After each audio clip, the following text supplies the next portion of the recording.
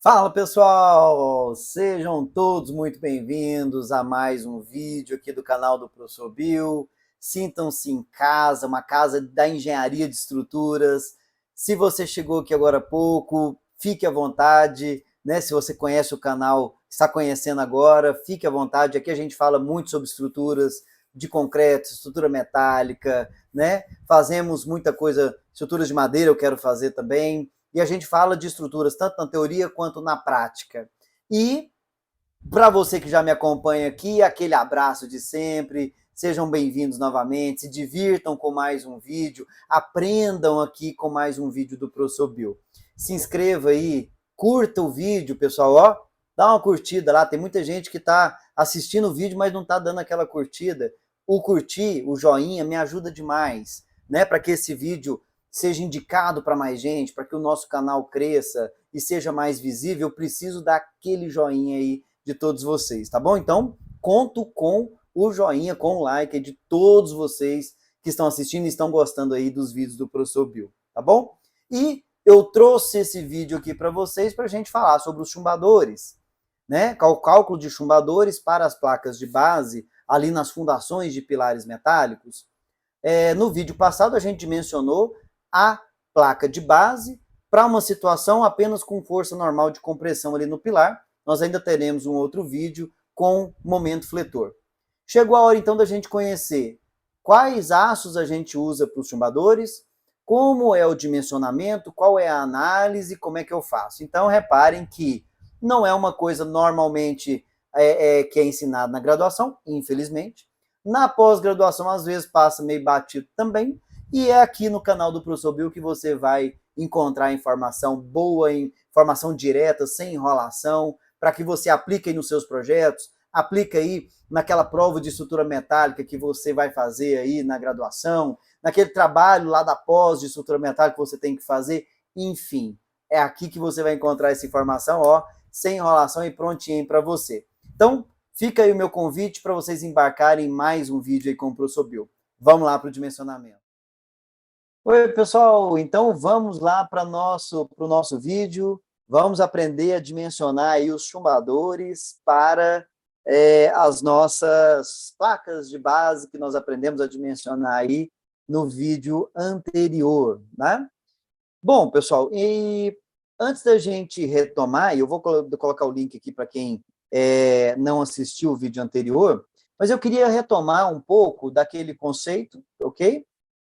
Porque lá nós dimensionamos uma placa de base, se vocês lembrarem, para um pilar 200 por 200 milímetros, um pilar H, né? Para uma coluna H. Então, a placa ficou 500 por 500 milímetros, ok? E dimensionamos a espessura lá naquela oportunidade também. E aí, naturalmente, depois do cálculo da placa, seria calcular os chumbadores, que é o que a gente vai ver aqui no vídeo.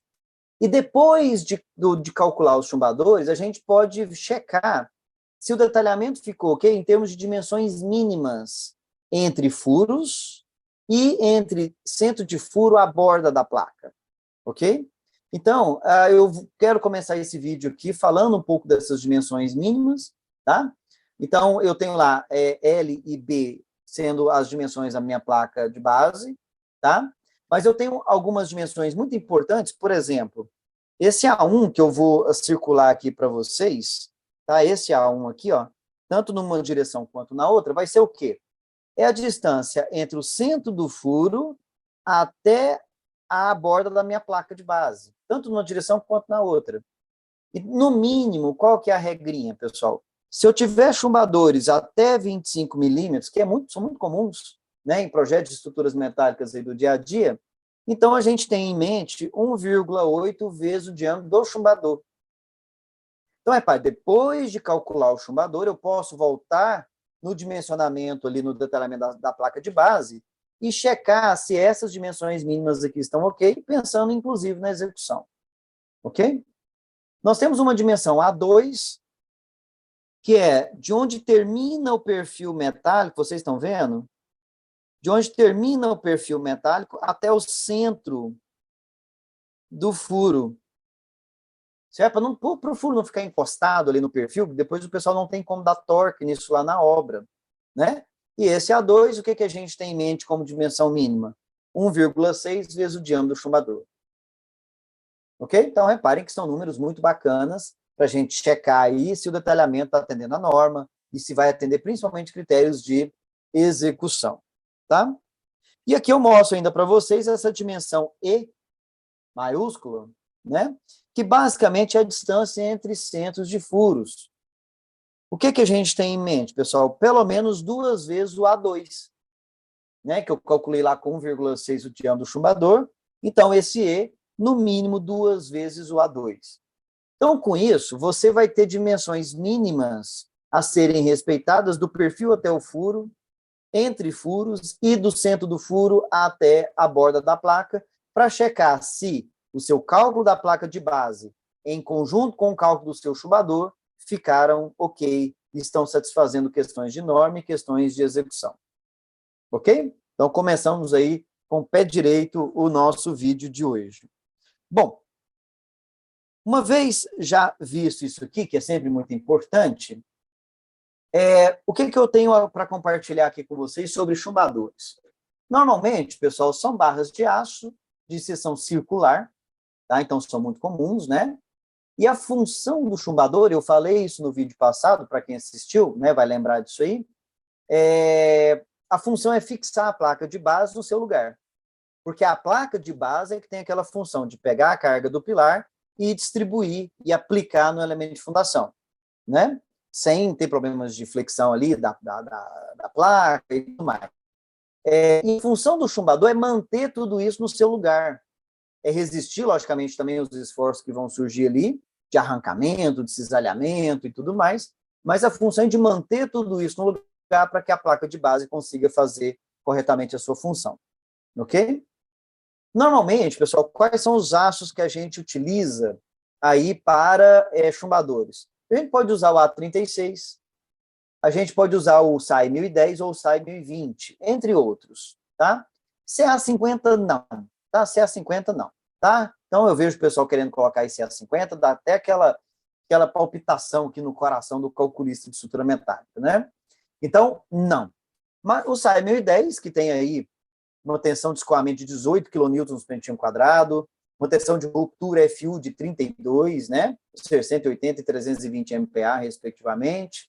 O SAI 1020 já é melhorzinho, né? Então, 21 e 38, respectivamente, tensão de escoamento e tensão de ruptura, né? 210 MPa e 380 MPa, tá?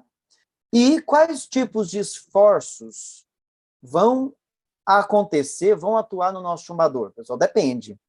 Vai depender do seu projeto, vai depender do exercício que você estiver resolvendo. Se você for um aluno da graduação, se você for um aluno de pós-graduação e estiver resolvendo um exercício, mas vamos falar de projeto também, né? Vai depender do seu projeto.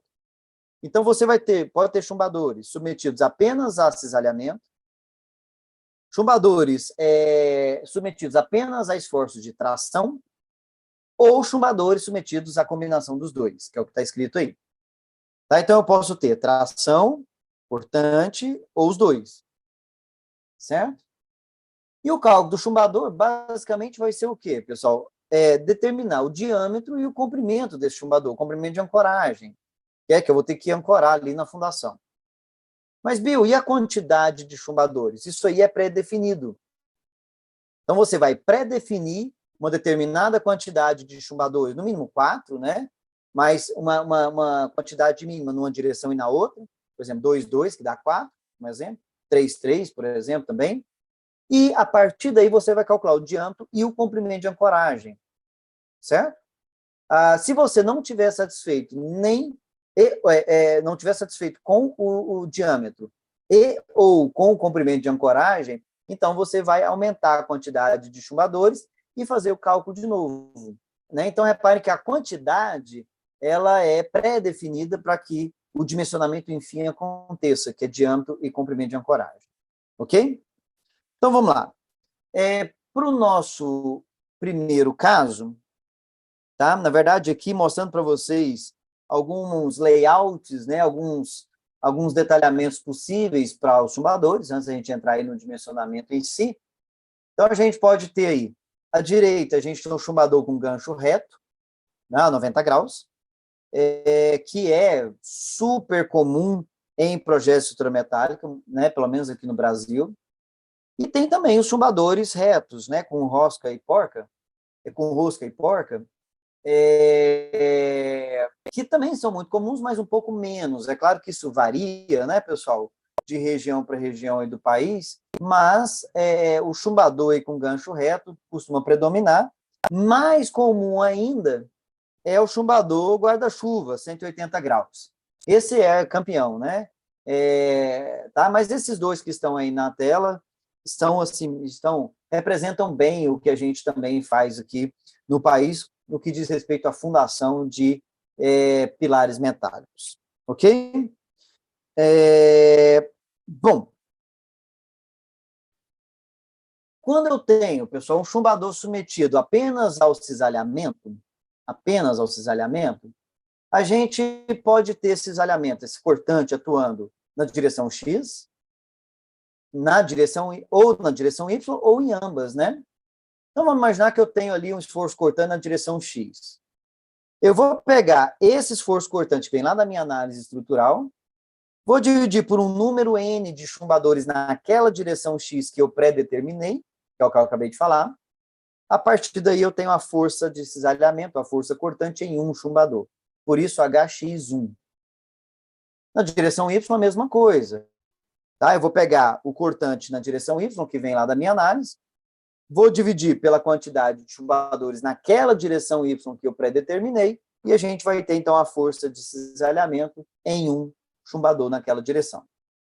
Se eu tiver na direção X e na direção Y concomitantemente, então eu tenho que calcular um H1 que vai ser a junção dos dois.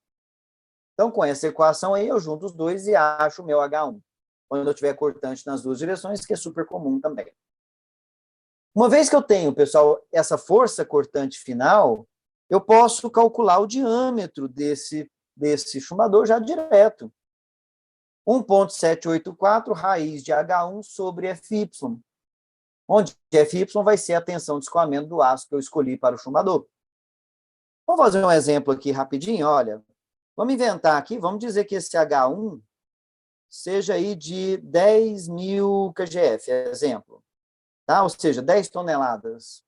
Para a gente fazer uma continha. Vamos supor que eu tenho um Fy, um aço A36, que é 250 MPa, a tensão de escoamento do A36. Então, eu escolhi esse aço.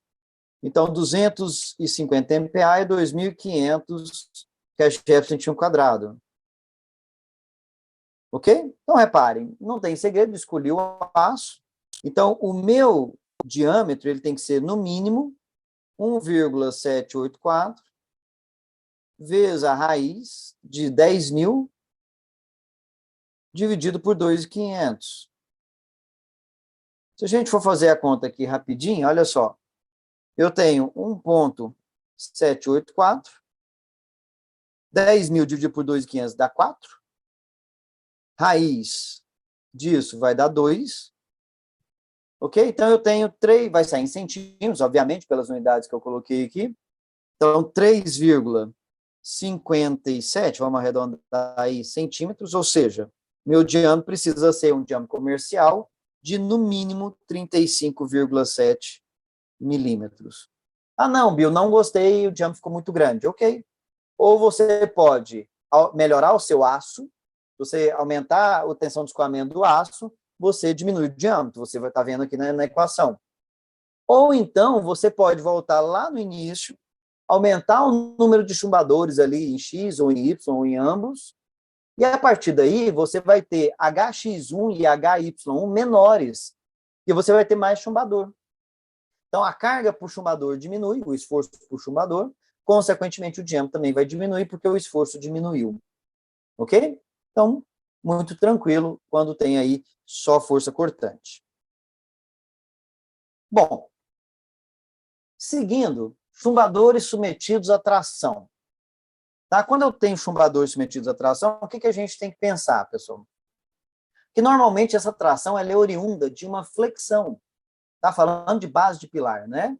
Então, esse desenho aí da direita onde eu tenho uma força de compressão aliada a um momento fletor, né? Então, normalmente, a tração vai acontecer nessa linha de chumbadores que eu circulei, né? Por quê? Pelo movimento ali do momento fletor, eu vou levantar esses ali do lado esquerdo e vou comprimir esses aí do lado direito. Ok? Então, reparem que com essa composição aí, surge uma força de tração T, né, que eu circulei aqui, ó.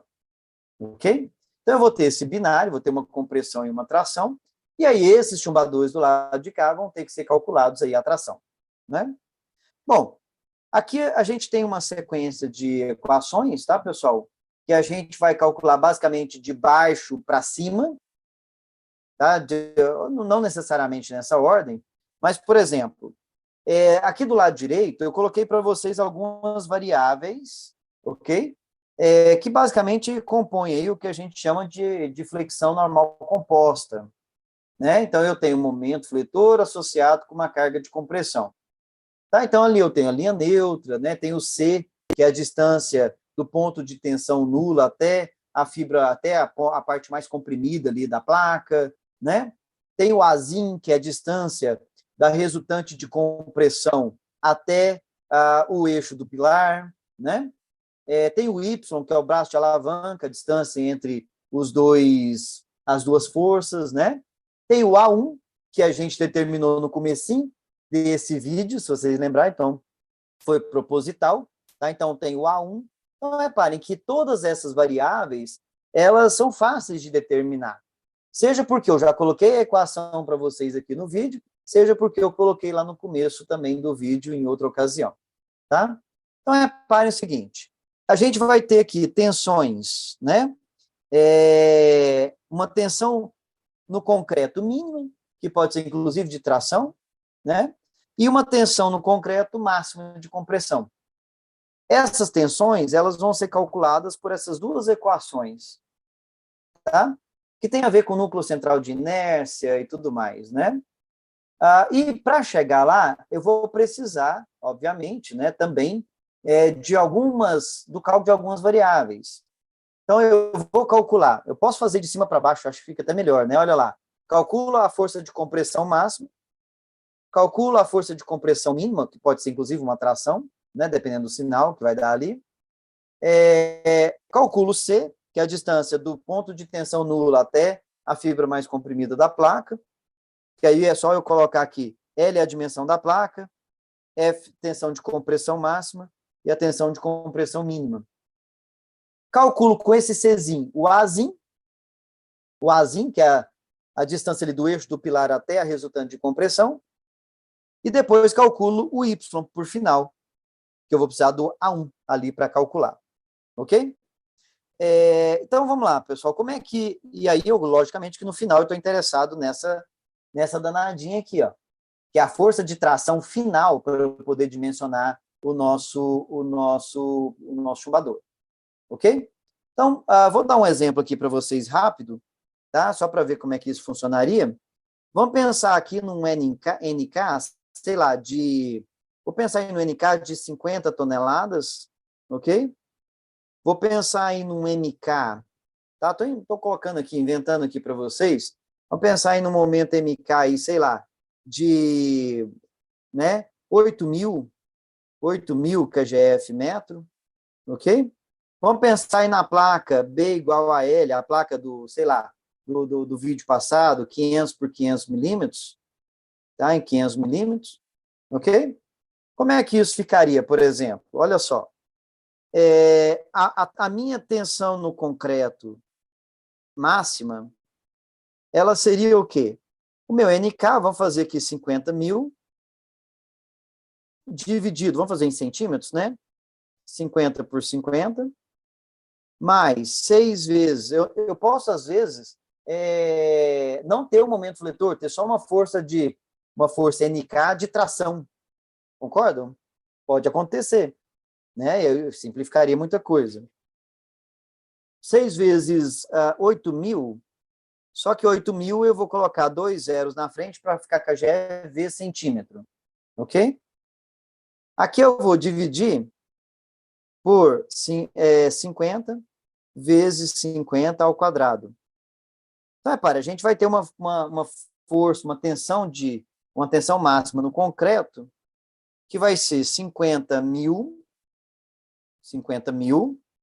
dividido por 50 por 50, ok? Vai dar 20. E do outro lado eu tenho 6, 8.000 com 2 zeros na frente, vezes 6, dividido por 50, 50 ao quadrado, e dá 38,4. Eu vou somar. Então, aqui eu tenho 58,4 kgf por centímetro quadrado. É tensão. O que é tensão? Uma tensão mínima no concreto, que seria, então, 50 mil dividido por 50 por 50, ok? Mais, ou menos agora, na verdade, né? Que aí muda o sinal. Né? Então, a gente vai ter aí menos 6 vezes 8.000, com 2 zeros na frente, dividido por 50 vezes 50 ao quadrado. Ok? Então, fazendo a continha aqui de novo, ó, 50 mil, 50 vezes dividir, que deu 20 aquela hora, 6, 8.000 com 2 zeros na frente, né? 8.000 com 2 zeros na frente, vezes 6, 50 ao quadrado, deu 38, só que agora menos. Então, menos 18,4 kgf por centímetro quadrado. Percebam? Né? É uma tração, né? Sinal invertido. Aí eu calculo essa variável Czinho, que é essa distância aí da figura. Eu vou pegar a tensão máxima, que deu 58,4, vezes o L, que é 50 centímetros. FC máximo de novo, 58,4, mais, aí é menos então, né? Concordam? Porque mais menos 18,4. Então, a gente vai ter o Czinho, que é 58,4, 50 vezes 58,4, 18,4 menos, e vou dividir. Né? Então, eu tenho 73 centímetros. Calculo meu Azinho, que é L sobre 2, 50 sobre 2, menos 73, que é o Czinho, sobre 3. Então, tudo prontinho aí para vocês, tá? O professor Bill já colocou. 73, 3 dividido, vou fazer a diferença, 0,67 centímetros. Certo? Deixa eu só conferir de novo se isso aqui está certo. Então, 50 sobre 2, e o Czinho, que é 73 sobre 3. E a diferença entre eles, 0,67. É isso aí. Calcule, então, o Y, que é 50, que é o L, menos o A1, pessoal, se vocês lembrarem, 1, vamos voltar lá no comecinho do slide, ó. O A1, 1,8 vezes o diâmetro do chumbador. Vamos pensar num diâmetro aí de 19 milímetros? Se eu pensar num chumbador de 19 milímetros, é 1,9 centímetros, vezes 1,8, dá 3,42. Tá? Então, 1 a 1, vamos supor que vai ser o mínimo. É claro que eu posso calcular, igual a gente calculou no vídeo passado, mas vamos supor esse mínimo aí, então, de 3,42. Menos 3,42, menos C sobre 3, que é 73 sobre 3. Certo? A gente teria um Y de 50, 3,42 menos 73, 3 dividido, menos 22,25 centímetros, né? Centímetros. Pronto, pessoal. E esse Y e esse A, o A é 0,67, o Y é 22,25. A gente pode, então, entrar aqui na fórmula da força de tração e fazer MK, que é 8.000, com 2 zeros na frente, para ficar com a GeV centímetro, menos a força normal de compressão vezes A, que vai dar um momento fletor. Né? O N vezes A é um momento, é uma diferença de momentos fletores. E N vezes A é 50.000, vamos fazer tudo em QGF, vezes o Azinho, que é 0,67, e eu vou dividir isso aqui por Y, que é 22,25. Aqui acabou o espaço. Eu vou só falar aqui para vocês o valor. Ficou 800 mil, então. Aqui eu tenho 50.000,67 vezes menos 22,25 dividido. A gente teria 34.500. Vamos arredondar aí? 34.449. Vamos arredondar então aí, ó, 34.500 kgf. Certo? Seria a minha força de tração naquela linha de chumbadores. Eu vou ter 2 chumbadores naquela direção. Vou pegar 34.500 e dividir por 2. Dividir por 3, dividir por 4. Quantos chumbadores eu tenho naquela direção? Não a quantidade total, mas naquela direção ali que está sendo tracionada, naquela linha. Ok? Então, pronto, pessoal. E aí, de posse dessa força de tração, que vem desse momento fletor ali na base, a gente consegue, basicamente, calcular agora o diâmetro do chumbador. Tá? Então, o diâmetro do chumbador, uma fórmula muito parecida com aquela lá do cisalhamento, onde agora que eu entro com o T1, que é a força de tração, em um chumbador. Tá? Então, calculo o T que a gente fez aqui, divido pela quantidade de chumbadores que estão sendo tracionados. Reparem aqui, ó, N chumbadores no lado tracionado da base. Aí eu vou ter a força de tração em um chumbador, e aí eu faço o cálculo do seu diâmetro, levando em consideração a tensão última. Não é a tensão de escoamento igual lá no cisalhamento. Aqui na tração é tensão última do seu aço. Ok? Então, reparem, também, né, tranquilinho. Dá para colocar no Excel, bacana, né, por exemplo. Bom, e para a gente já ir caminhando, né, para o vídeo também não ficar muito longo, pessoal, e quando eu tenho os dois juntos? Também não tem segredo, tá? Eu calculo aqui a tensão de tração em um chumbador, eu faço o cálculo separado, entenderam? Então, se eu tenho aquele T1 que a gente calculou aqui, ó, que vem dividindo pelo número de chumbadores. Olha, se eu tiver, então, esse T1, eu calculo a tensão de tração em um chumbador, a tensão de cisalhamento em um chumbador, e agora eu vou fazer uma combinação, uma sobreposição de efeitos, ok? Um esforço combinado com essa formulinha. De modo, né? E aí o que eu preciso? Que essa tensão final, esse F1 é uma tensão, que essa tensão final não ultrapasse 33% da tensão de ruptura do seu aço, tá? Da resistência última do seu aço. Ok? Pronto. Eu faço essa verificação aí de norma, né? E a partir daí eu vejo se o chumbador que eu calculei para o cisalhamento e para a tração, pego o mais crítico deles e pronto, está dimensionado, desde que essa questão do esforço combinado aqui esteja atendida. Ok? Então, eu vou calcular, vou fazer os cálculos que eu mostrei para vocês separadamente, que eu mostrei agora há pouco, faço separados, vai dar um diâmetro para o cisalhamento, um diâmetro para a tração.